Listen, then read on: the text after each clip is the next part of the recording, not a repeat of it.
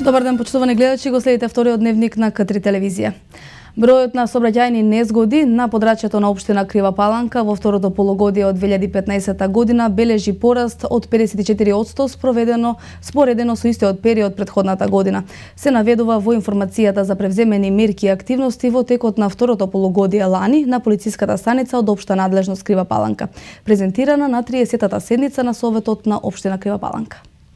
Бројот на сообраќајни незгоди на подрачјето на општина Крива Паланка во второто полугодие од 2015 година бележи пораст од 54% споредено со истиот период претходната година. Се наведува во информацијата за превземени мерки и активности во текот на второто полугодие лани на полициската станица од општа надлежност Крива Паланка, презентирана на 30-та седница на Советот на општината.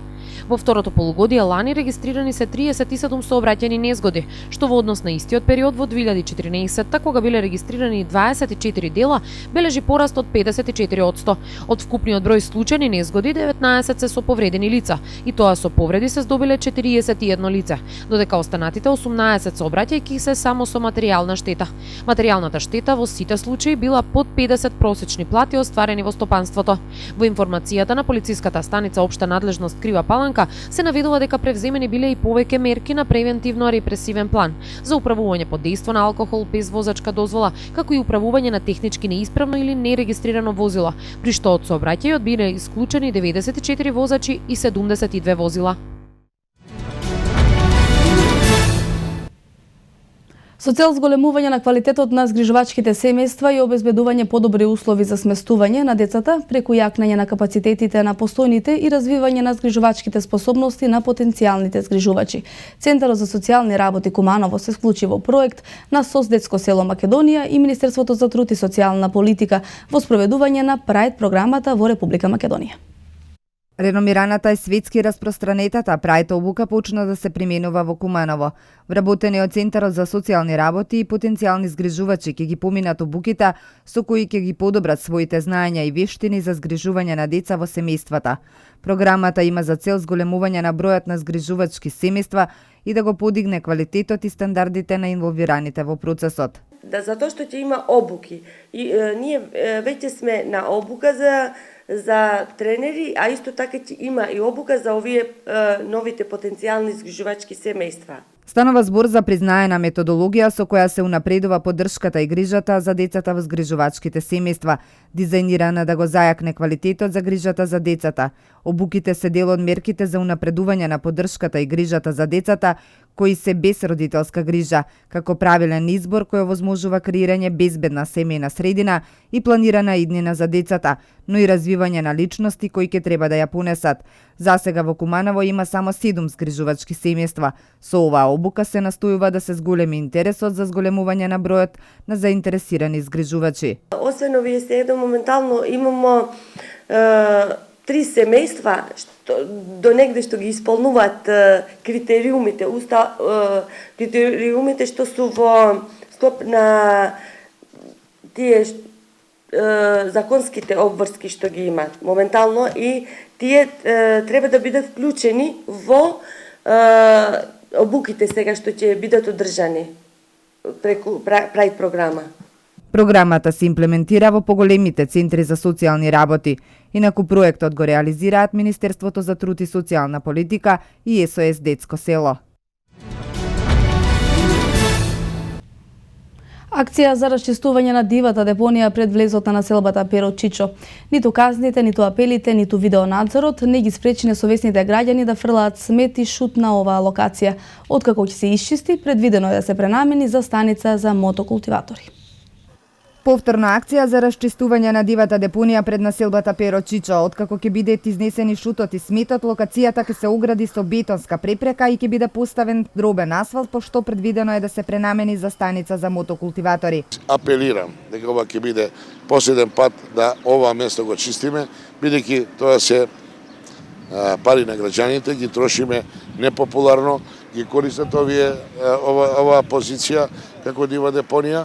Мислам дека со поставување на овие бетонски препреки дефинитивно ќе се стави крај на овој дел на градот. Ова идеја произлегла од потребите на граѓаните, но и на средбите помеѓу инспекцијските служби и надлежните од сообраќајната полиција, кои сметаат дека со дислокација на мотокултиваторите ќе се отстранат тесните грла на неколкуте сообраќајници во градот. Со раководителите на секторот за сообраќај при МВР Куманово, значи беше договорено да тука биде како станица за мотокултиватори, затоа што истите се паркираат на површини кои се високо сообраќајни и се створаат тесни грла во сообраќајници. За оваа намена од општинскиот буџет ќе бидат потрошени приближно 200.000 денари, средства кои не беа потрошени од минатогодишниот распишан тендер за чистење на диви депонии и речни корита.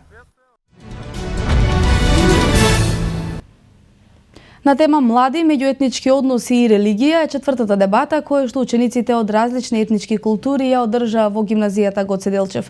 Целта на оваа дебата е преку разговор да се разбијат стереотипите кои што владеат помеѓу младите луѓе, во кои само преку размена на мислења младите ќе се уверат дека сите ние имаме исти желби, интереси и потреби.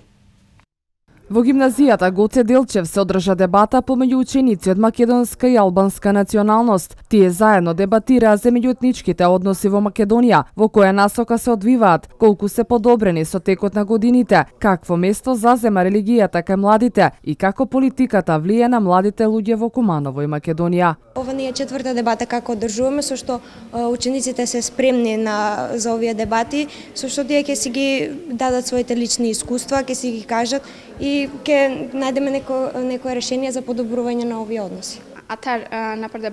Во секоја дебата имаме тема што ја дебатираме. Најчесто се зборува за проблемите кај младите, мотивацијата која ја имаме и како да стигнеме до мотивацијата за една задача. Професорот Зоран Петрушевски вели дека се потребни повеќе вакви дебати, дружења помеѓу младите од различна етничка култура и тие да не се одвиваат само преку невладините организации, туку и во образовните институции, каде младите се воспитуваат и образуваат. Теоријата, науката вели дека предрасудите, стереотипите се најголеми таму каде што луѓе, посебно младите, не се познаваат. Единствен начин да се разбива тие негативни предрасуди е младите луѓе да седнат, да се погледнат во очи, да разговарат и ќе видат бескрајно многу работи кои ги поврзуваат, кои им се исти и тогаш оние етнички, културолошки разлики, не знам, јазикот, не знам, начин на облекување, искрено и така натаму, ќе бидат занемарливо мали. Тој истакна дека имаме потреба од почести дебати, во кои само со разговор ќе се разбијат стереотипите и без разлика на која религија припаѓаме, сите ни имаме исти желби, интереси и потреби. По повод Светскиот ден на ромите, политичката партија Демократски сили на ромите на градскиот плоштад во Куманово организираше музички хепенинг, каде беше представена дел од ромската музика и традиција. По повод Светскиот ден на ромите на градскиот плоштад во Куманово на иницијатива на политичката партија Демократски сили на ромите се одржа музички хепенинг, пропратен со ромска музика и презентирање на ромската традиција и култура. Сакаме да им дадеме една голема почит од нашата политичка партија Демократски сили на ромите, да им удоволиме на нивните потези што се вика, да бидеме меѓу нив и сето она што после тоа во политичка партија ќе работиме со овој народ, пред се со нашите симпатизери. Сакам да искористам оваа прилика да ги поздравам сите од ВМРО ДПМН, се разбира председателот Никола Груевски што удоволи на нашите барања. Овде во Куманово, пред се ова ни е втор наврат по повод прославата на меѓународниот ден. Беше организирано на едно многу повисоко ниво, од страна на нашиот председател на Огранокот, Северџан Сулејмановски, да, а сега е организиран хепенинг, музички хепенинг, каде што пред се активно учество земаат унијата од млади сили на град Куманово, се разбира од нашата политичка партија, од Демократски сили на ромите.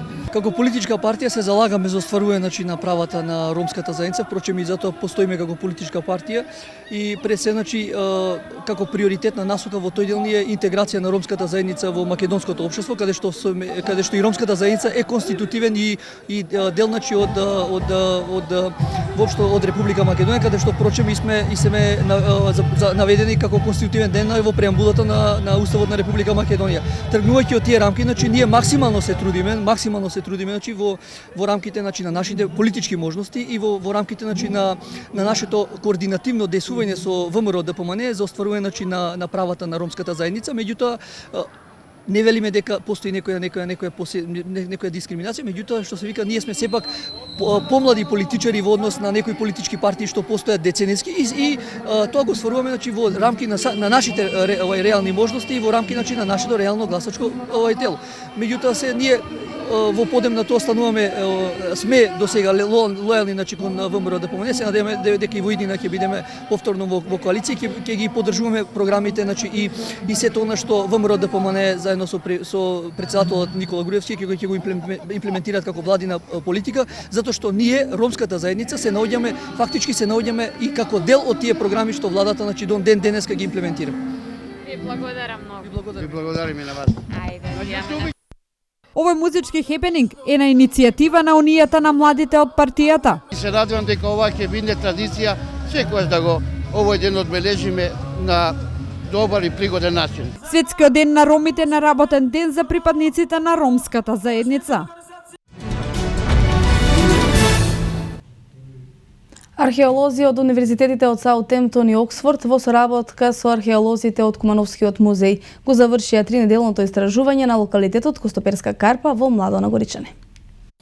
Завршија археолошките истражувања на локалитетот Костоперска карпа во Младо на Горичане, кои ги реализира археолози од универзитетите од Саутемптон и Оксфорд во соработка со археолози од Кумановскиот музеј. Во истражувањата преку комбинирани мултидисциплинарни техники се вклучија кумановските археолози врз основа на минатогодишниот договор на Кумановскиот музеј, склучен со трите престижни универзитети од Велика Британија, Оксфорд, Саутемптон и Единбург, информира директорката Анита Цветановска. Потпишавме договор за двата големи локалитета Костоперска карпа и локалитетот Црквиште Визијанус во селото Клечевце. Моментално, значи тука се присутни нивните археолози со дел од нивни студенти, како и студенти од Филозофскиот факултет од Скопје и нашите археолози од музејот, под раководство на Дејан Ѓорѓиевски, археологот од музејот од Куманово, кои што моментално работат на рекогносцирање на теренот на овие два големи локалитета. Значи поточно, бидејќи се работи за големи населби, кои што хронолошки не се поврзани, туку се од различни временски периоди, различни религиски и цивилизацијски изглед, се употребуваат методи, бидејќи работиме со врвни археолози од Велика Британија. I've been to Macedonia 3 times before. Бев во Македонија 3 пати досега, но прв пат истражувам. Ова е фантастично искуство. Се трудиме да најдеме нови откритија околу Костоперска карпа со употреба на повеќе методи на геофизичко снимање на теренот. Освен Костоперска карпа, ќе се истражуваат и локалитетите Визијанус во Клечевци и Градиште во Пелинце. Европската Унија да и помогне на Грција да го испразни кампот во Идомени, побара македонскиот претседател Ѓорѓе Иванов во интервју за грчката телевизија Мега. Понеделниот инцидент на јужната граница и обидот на поголема група мигранти насилно да влезат во Македонија. Македонските институции го преземаа сето она што требаше да биде преземено од грчките институции за да се спречи обид за масовно влегување на мигранти на наша територија. Така што ја повикувам Европската Унија да и помогне на Грција да го испразни кампот во Идомени, од каде доаѓаат во последно време сите легални обиди за поминување на територија и долж коридорот кој е затворен со одлука на Брисел. Се дури постои таа одлука, ние ќе ја почитуваме и нема да дозволиме илегален премин на наша територија. Недоликувана земја членка на Европската Унија и НАТО, земја која учествувала во носењето на оваа одлука за затварање на коридорот, да не ја почитува таа одлука и да дозволува да се загрозува територијата на нејзина соседна држава со илегално минување на мигранти, изјави претседателот Иванов.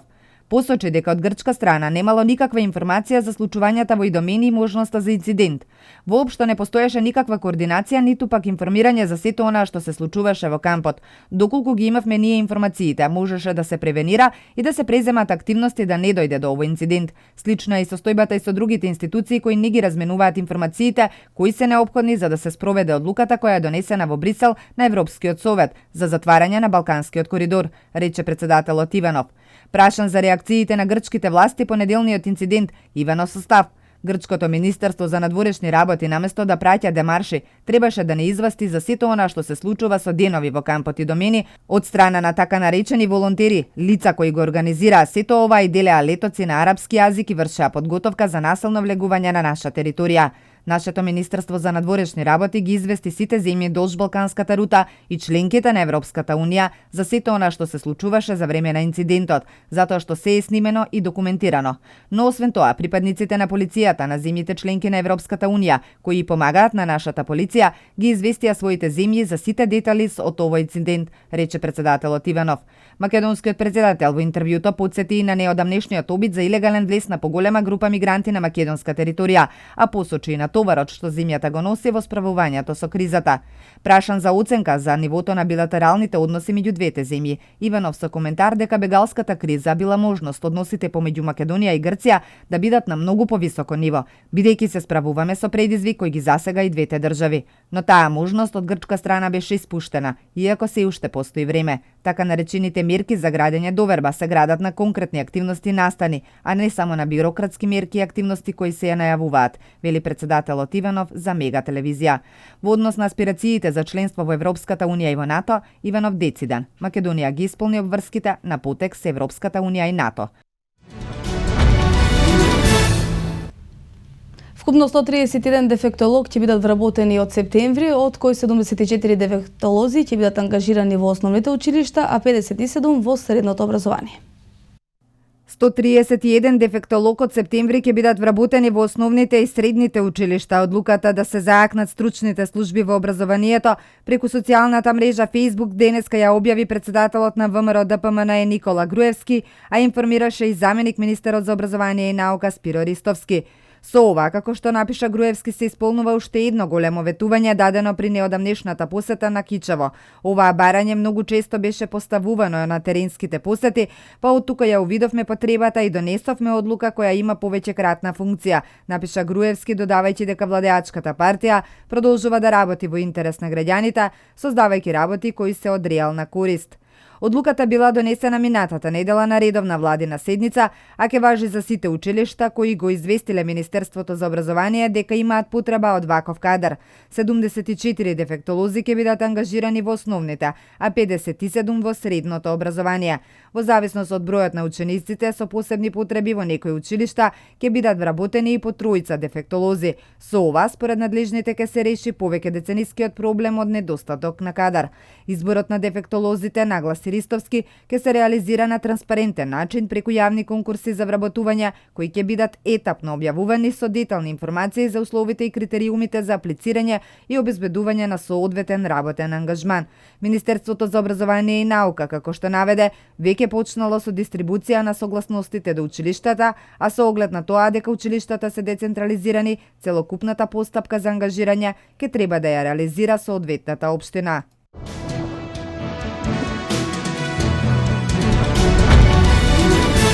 Без договор завршија преговорите меѓу Грција и кредиторите. Еден загинат и 25 повредени во напад врз жандармерија во југоисточна Турција.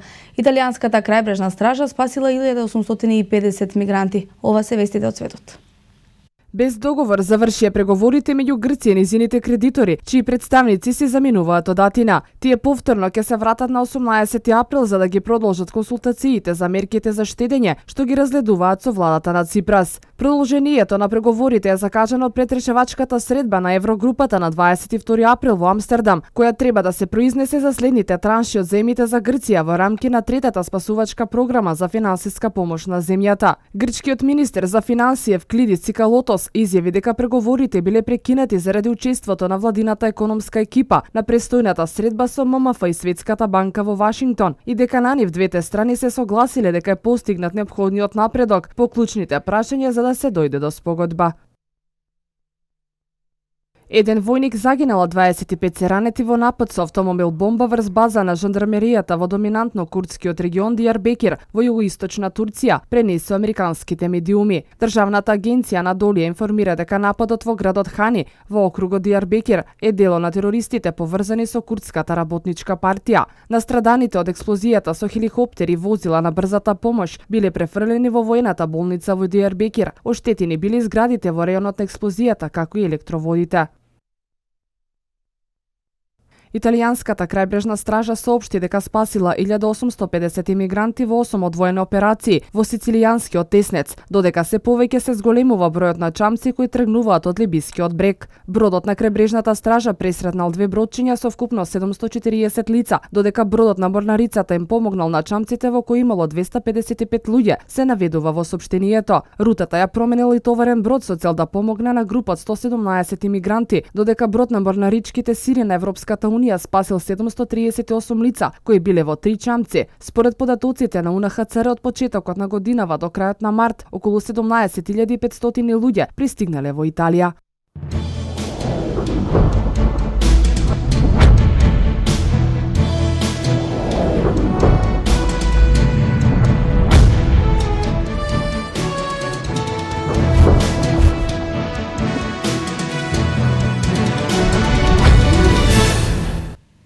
Женската ракометна екипа на Куманово оваа сезона бележи одлични резултати во сениорската и пионерската конкуренција.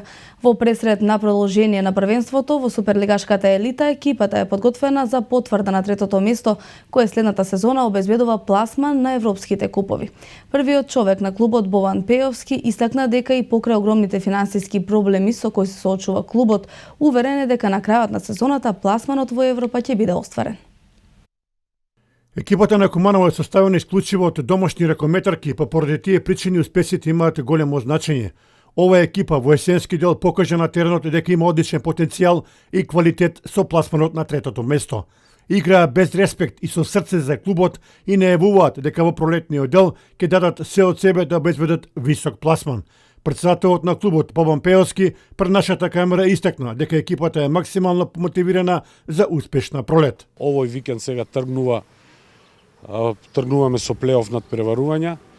Првиот надпревар го играме тука во Куманово дома, најверојатно во недела со екипата на Металург од Скопје, која заврши како прво пласирана во регуларниот дел.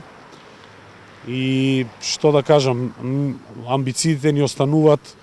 На прво место ни е пласман во Европа, како втор цел ни е освојување барем на четврто место, значи ќе пробаме, ќе го нападнеме повторно третото место, али реални очекувања се тука некаде трето-четврто место. Пејовски исто така е горд на податокот дека пионерките оваа сезона се пласира на второто место во Македонија. Минатата година ние со оваа екипа, пионерската екипа на ЖРК Куманово, бевме трето пласирани во државното првенство.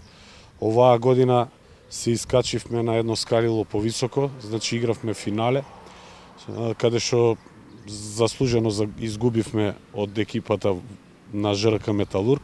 Претходно во полуфиналната средба која се одржа изден, ја добивме другата екипа на Металург Скопје, бидејќи ти има 2 екипи пријавено во пионерската конкуренција. Така да, навистина е извореден успех и ни дава со право да се надеваме дека ќе имаме добра иднина во ЖРК Куманово.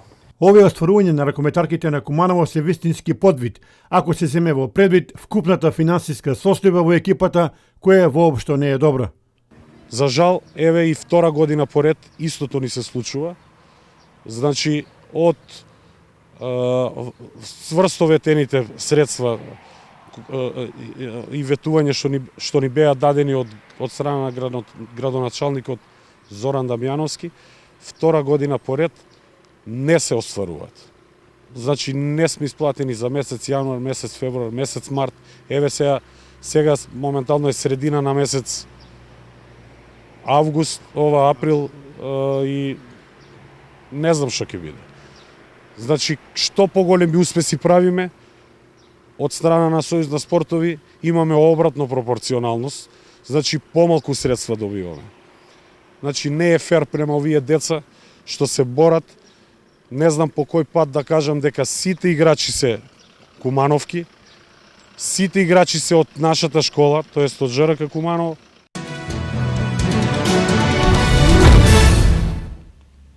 Ракометарките од основното училиште браќа Миладиновци на државното првенство во Демир Хисар го освои првото место, откако во финалето го победија основното училиште Димо Хаџидимов од Скопје со 19-14. Дочекот на младите ракометарки беше на спектакуларен начин. Шампионките беа бурно поздравени од своите врсници, кои се аплаузи ги пречекаа.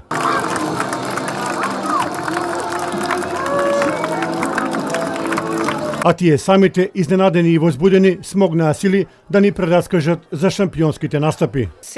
На почетокот добивме два лесни напревари со екипата од Демир Хисар и од Битола. Ги добивме со голема разлика, повеќе од 10 разлика. Наредниот ден, вториот ден од државното првенство, игравме со екипата на Струга, кој беше еден од најтешките надпревари и, како што рече професорот, го победивме со 1 разлика со продолжетоци и во финалето добивме, уште на почетокот ги поведовме со 5 разлика и само ја одржувавме разликата до крајот и ги победивме и екипата од Скопје со кои се прогласивме за прваци на државата Македонија. На сите ни излегоа на фластер да ни играат и сите стоја на кај средина на теренот и јас излегов да ја примам топката од Јована. Ја примив топката и се завртев и со грб го дадов тој гол. Со Струга можам да кажам дека ни беше најтешката утакмица затоа што тие беа многу, како да кажам, повисоки и беа доста истренирани, но сепак некако во вториот продолжеток со цврста одбрана некако добивме надпревар од 1 разлика. И утре игравме со училиштето Димо Хаџидимов од Скопје и тоа беше полесен надпревар, победивме со 5 разлика. Директорката на училиштето, Марина Манеловска, истакна дека овој настан е еден од најсреќните во нејзиниот живот. Никогаш ми се чини до сега не сум била толку среќна како во оној момент во недела кога дознав дека моите лавици од браќа Миладиновци се шампиони на Македонија. Ова е не само искуство, туку едно чувство кое веројатно ќе го паметам целиот живот. Тренерот на екипата Мили Јордановски истакна дека првенството било тешко и напорно, но борбеноста и желбата за успех биле пресудни. Борбата беше навистина голема, посебно во полуфиналето каде што се сретнеме со екипата на Струга и каде што во продолжение дури крајот заврши така ли беше деца нерешено, во продолжение 2 пати по 5 минути успееме со гол разлика да го поминеме тој надпревар кој воедно беше прогласен за финале пред финале. Така да со Скопје екипата од Карпош навистина правиме добар резултат. Надпреварот го добиме со 5 гола разлика и со тоа се закитиме со златен медал и едноставно станаме државни прваци или најдобрата екипа во Република Македонија за 2016 година. Во секој случај, женскиот ракомет во Куманово станува спортски бренд, а овие ракометарки во наредниот период треба да донесат нови, уште поголеми успеси.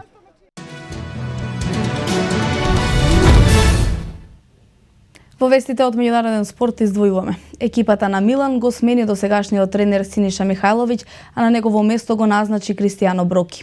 Екипата на Манчестер Сити планира во летниот преоден рок да му се заблагодари на Јаја Туре, кој има сериозна понуда од Јувентус да се пресели во нивните редови.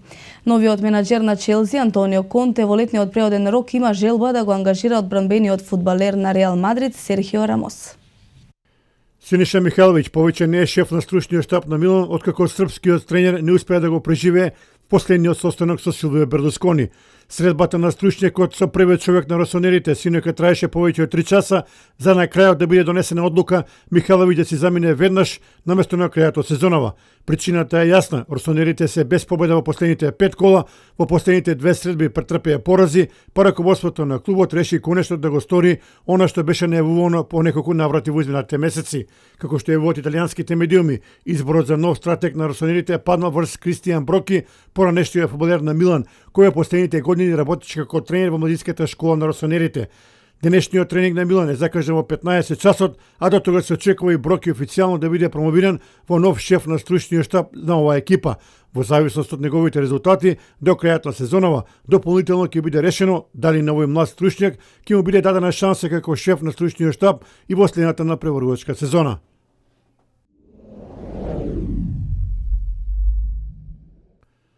Манчестер Сити се обидува да го проведе Јаја Туре. Играчот за врска изминатите години беше еден од клучните играчи во играта на граѓаните, но со доаѓањето на Пеп Гвардиола на чело на оваа екипа, тој е вишок во тимот. Англискиот тим се обидува најбрзо да го проведе Туре, па поради тие причини веќе ги контактирале челниците на Јувентус. На крајот на оваа сезона на Туре му истекува договорот, а во Торино би се преселил како слободен фудбалер. За неговите услуги интерес покажува Интер, но од друга страна Сити има поинакви планови.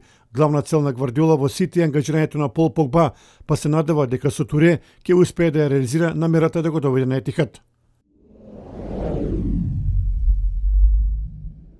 Италијанскиот тренер Антонио Конте по завршувањето на оваа сезона ќе го преземе кормилото на Челси, а веќе размислува и за реконструкција на тимот.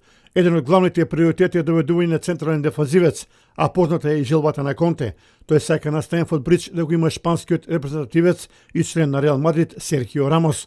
Ова лето од Челси треба да се замине српскиот интернационалец Бранислав Ивановиќ, кој би можел да се пресели во италијанскиот Интер, а Конте смета дека Рамос би бил одлична опција за зацврстување на одбраната на сините.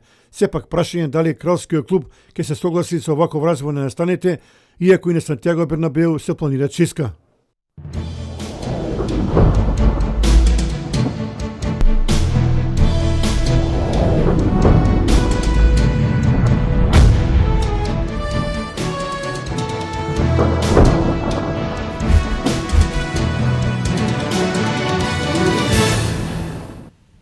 Времето во Македонија сончево, дува слаб до умерен ветер од северозападен правец. Еве какво време ќе има североистокот.